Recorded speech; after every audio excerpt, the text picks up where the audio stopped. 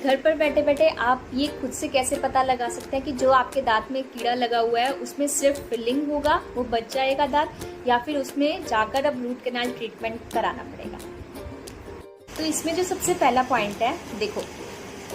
अगर आपको जो पेन है रात भर जगा के रख रहा है कि आप लेटे और आपको पेन होने लगा और वो इतना अनबियरेबल पेन है कि आप रात भर सो नहीं पा रहे हो, वो आपको रात भर जगा के रख रहा है, तो इसका मतलब जो इन्फेक्शन है वो आपकी, जो कीड़ा लगा हुआ था वो आपकी कैनाल तक पहुंच गया है, पल तक पहुंच गया है। अब रूट कैनाल के अलावा और कोई ऑप्शन नहीं है आपके दांत के लिए। दूसरी चीज़, अगर ऐसा नहीं है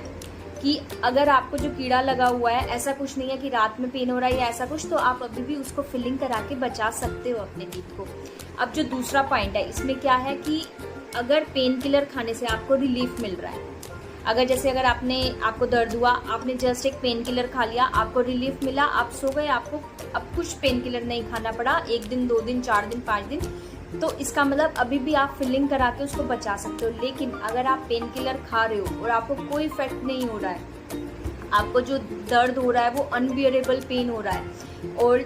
आपने अभी खाया, 1-2 घंटा तो असर रहा, फिर वापस से आपको दर्द होने लगा, तो इस केस में सिर्फ और सिर्फ रूट कैनाल ही एक ऑप्शन है। इस तरीके से आप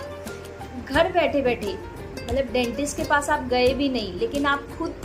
खुद समझ सकते हो कि इस पॉइंट पे अब रूट कैनाल होगा, इस पॉइंट पे अगर फिलिंग होगा। तो जो आपके दांत में एक छोटा सा भी कीड़ा लगा है ना, उसको इग्नोर मत कीजिए, क्योंकि